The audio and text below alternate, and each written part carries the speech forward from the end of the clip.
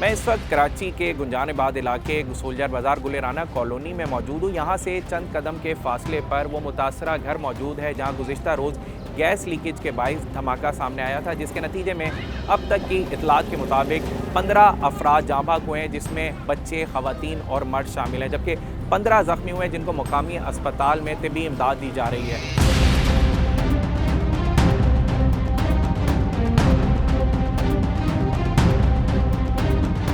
इसी हवाले से जब हमने अंदर विज़िट किया तो इलाका मकीन और ऐनी शाहिद का ये कहना है कि जिस वक्त सहरी के टाइम ये धमाका हुआ तो उस वक्त मंजरनामा इंतहाई क़यामत खेज़ था, चीखो पुकार जारी थी। जब यानी कि ये ब्लास्ट हुआ तो उसी टाइम पे मैं अंदर भागा। ऊपर जो है कुछ 2 छतें जो है ना गार्डरों पे ऐसे अटकी हुई थी। पूरे हमारे घर यानी कि हिल चुके थे यहाँ पर, इतनी शिद्दत की आवाज़ थी। और जब हम लोग गली से नीचे उतरे तो इधर कुछ बंदे अल्लाह अकबर करके चिल्ला रहे थे। तो इतने में इसी गली के अंदर से एक बंदा निकल के आया है भागते हुए, पूरा यानी कि शदीद ज़ख्मी था। उसके एक वाइफ 2 बेटे जो कि गुज़र गए सही, और ख़ुद उसकी हालत बहुत सीरियस है। तो हम लोग जब गली के अंदर भागे ना तो अंदर पूरी धुंधी थी और बच्चे अंदर दबे हुए, चीखों पुकार की बच्चों की आवाज़ें आ रही। और ये 4 मंजिला जो है इमारत थी, चौकों के ऊपर बनी हुई थी, ये पूरी जो है ना ऐसे नीचे बैठ गई है।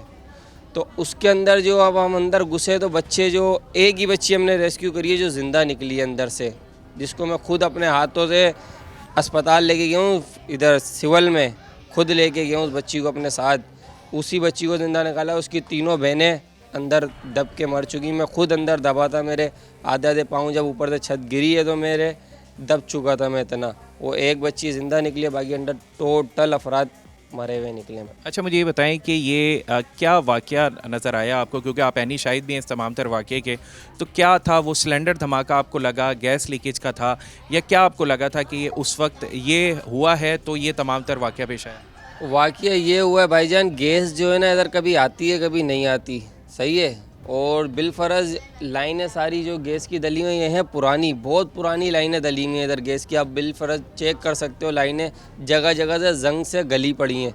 लाइन में इतना कोई तेज़ प्रेशर दे रही है, इतना कोई तेज़ प्रेशर दे रहे हैं बे टाइम का, कि जहाँ से लाइन डैमेज है ना वहाँ से खुद ब खुद बाहर निकल रहा है। इसी तरीके से ये घर था काफ़ी पुराना बना हुआ था चौकों पे, तो इसकी भी लाइन इसी तरीके से गली में थी। तो ये पूरे घर में जो है गैस इतना शदीद भर चुका था, किसी ने घर में तीली जलाई है या वल्लाह आलम सिगरेट जलाई है, उसकी वजह से वो घर में पूरा ब्लास्ट हुआ है। और ये 4 मंजिला बनी थी, एक नीचे ग्राउंड था, उसके ऊपर मज़ीद 3 ऊपर थे। ये तीनों जो छतें थी ना बिल्कुल नीचे आगे प्रेस हो चुकी हैं। सिर्फ सीढ़ी वाला हिस्सा जो था ना वो बचा है, बाकी जो बीच का जो हिस्सा था ना पूरा ऐसे आर पार हुआ पड़ा इसका। मैं इस वक्त उस मुतासरा घर से चंद कदम के फासले पर हूँ, जिसके हवाले से रेस्क्यू हुकाम का भी दावा था। खदशा जाहिर किया जा रहा था कि तंग रास्ते होने की वजह से रेस्क्यू के अमल में इंतहाई दुश्वारी पेश आई। अब उस मुतासरा घर के अंदर जाते हैं और देखते हैं कि वहाँ क्या सूरत हाल है, और यकीनी तौर पर रेस्क्यू के अमल में दुश्वारी पेश आई होगी, क्योंकि इंतहाई कठिन रास्ता है। एक शख्स एक वक्त में गुजर सकता है। अंदर जाएंगे, अंदर देखेंगे। ये फर्स्ट फ्लोर है, जिसके हवाले से बताया गया कि इस फ्लोर पर धमाका हुआ था गैस लीकेज के बाइस। इब्तदाई तौर पर बताया गया था कि सिलेंडर धमाका है, लेकिन बाद अज़ा मुताल्लिका इदारों ने जब इसकी जांच की तो ख़ास तौर पर BDS की जो टीम है उसका ये कहना है कि इस पर गैस लीकेज के बाइस धमाका हुआ है, सिलेंडर धमाके नहीं, क्योंकि जो गैस के पाइप्स हैं वो इंतहाई नाकिस मटीरियल के हैं। और ख़ास तौर पर इन तीनों फ्लोर्स पर जो ग्राउंड +3 था, इस पर कंप्रेसर लगा हुआ था, यानी कि जो गैस की जो प्रेशर है, गैस का प्रेशर है, उसको बढ़ाता है। और जब वो गैस का प्रेशर ज़्यादा था, लीकेज हुई पाइप से और माचिस जलाने पर यहाँ धमाका हुआ। इस टाइम तमाम तर मंजरनामा अगर मेरे कैमरामैन आपको दिखाएं तो ये ग्राउंड +3 स्टोरी इमारत थी, जो कि अब नज़र ही आता है सिर्फ टावर रह गया है। दीवारें और छतें तमाम तर ज़मीन बोस हो चुकी हैं। इसी हवाले से अगर ये दिखाएं तो दीवार के ऊपर भी जिस टाइम ये धमाका हुआ है तो इंसानी आज़ा अभी भी दीवार पर चिपके हुए हैं कि उस वक्त कितनी शदीद नौइयत का धमाका था।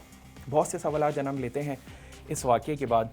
अभी जब हम अंदर आए हैं तो इंतहाई दुश्वार गुजार रास्ता है, जिसके हवाले से रेस्क्यू हुकाम ने भी दावा किया था कि रेस्क्यू के अमल में इंतहाई मुश्किल पेश आई। ख़ास तौर पर सवालिया निशान उन मुताल्लिका इदारों के लिए कि आखिर किसने इजाज़त दी इस मौत के सामान को बनाने की। 3 मंजिला अभी भी आप देखें तो बाकी बिल्डिंग्स में भी जो क्रैक हैं वो आ गए हैं धमाके के बाद, और अभी भी फैमिलीज़ यहाँ रह रही हैं। मुताल्लिका इदारे यहाँ मौजूद नहीं है। फैमिलीज़ रह रही हैं, नज़र यही आता है कि ये एक और खुदा न खास्ता किसी साने को जन्म ना दें। तो यकीनी तौर पर मुताल्लिका इदारों की ज़िम्मेदारी है कि वो इस तमाम तर इलाके में जो भी जहाँ भी ये मुतासर हुई हैं बिल्डिंग, उनको खाली करवाएँ ताकि और जानी नुकसान ना हो।